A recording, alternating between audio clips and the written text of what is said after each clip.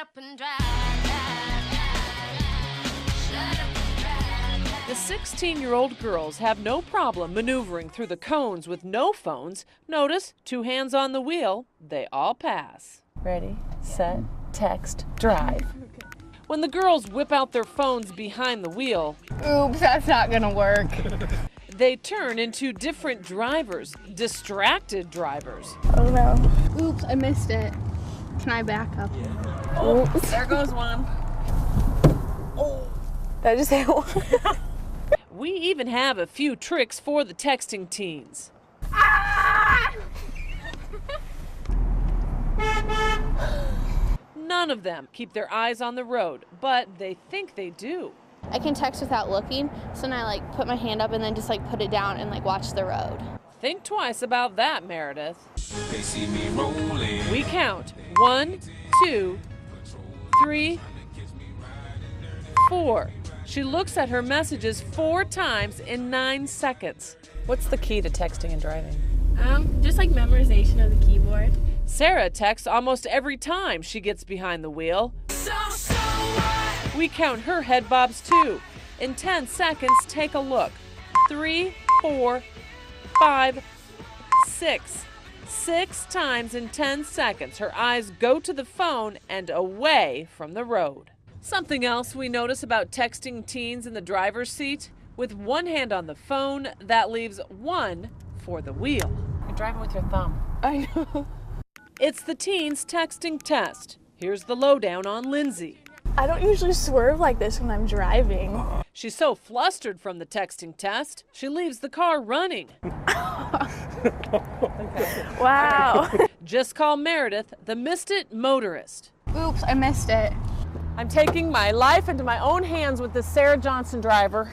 And slip up Sarah, who didn't even know she sailed on by the cones. She hit one down there. Look out, here comes Lauren. I swerve off the road sometimes, or I might hit a pole almost.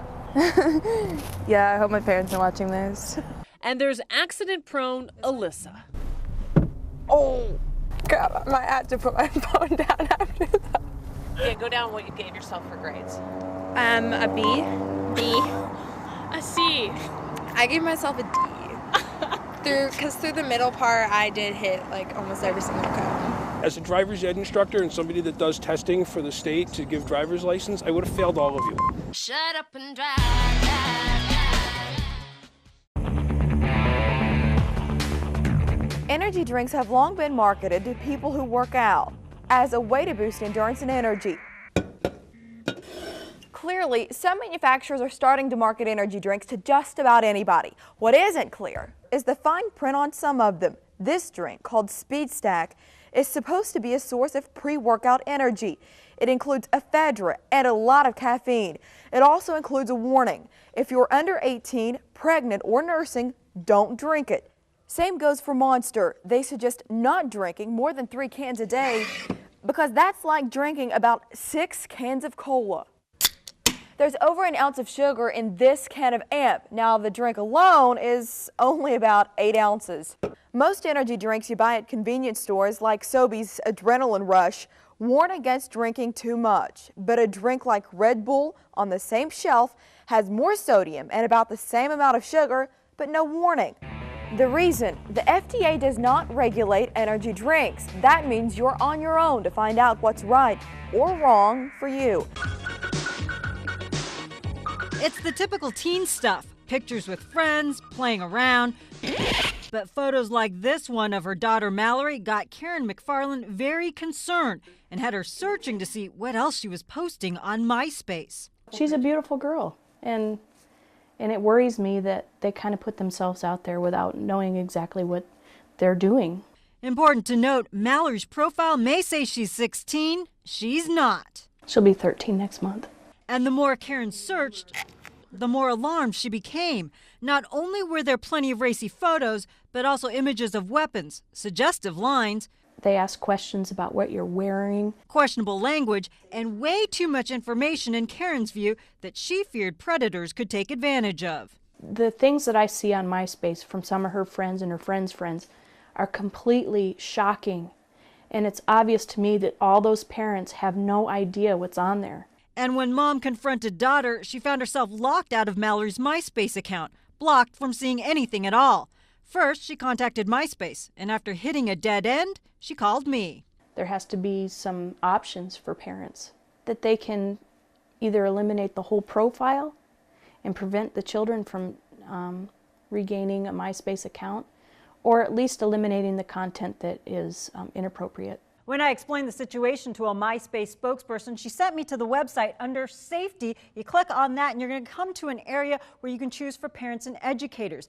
Under there, you have a couple of choices. One is setting up or deleting a profile. In order to delete a profile, though, you're going to need to know your child's login and password. If you don't have that, you're going to have to contact MySpace directly. When we did that, MySpace agreed to delete Mallory's page. The threat of being cut off altogether from MySpace had Mallory willing to compromise. Karen now has complete access to her daughter's profile, and those provocative pictures, gone. Mom can also delete other objectionable material sent by friends. This way, Mallory can still express herself while mom makes sure she's not putting herself in any danger. I think she understands better, but I don't think she completely understands. Doesn't understand the world of cyberspace can be a very dangerous place, where a single mistake can change lives and ruin someone's reputation forever. The radio call goes out as a business fire, but when crews arrive, they find a lot of fire and not much business. I happen to be across the street watching the football game. Brett Vickler owns Invisible Fence. His business is next door to the bagel bin, where firefighters say the blaze started. Flames just moved into our side of the attic, and it'll all be burnt to the ground here in an hour, I'm sure. Vickler might sound pessimistic, but he's just being realistic. Within minutes, the fire did just as Vickler predicted. His business becomes more fuel for the flames. Currently, the outside air temperature is -6, and these crews continue to battle this blaze. At that temperature, the water could almost freeze into snow before it hits the fire. Take that and add wind, crews got a fight on their hands. While flames, smoke, and steam fill the sky, all people can do is watch their hard work go up in smoke.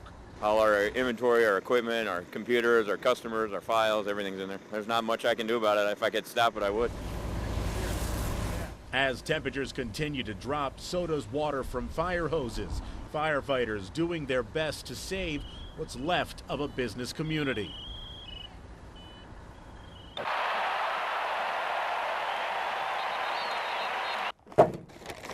Imagine each one of these is someone's life.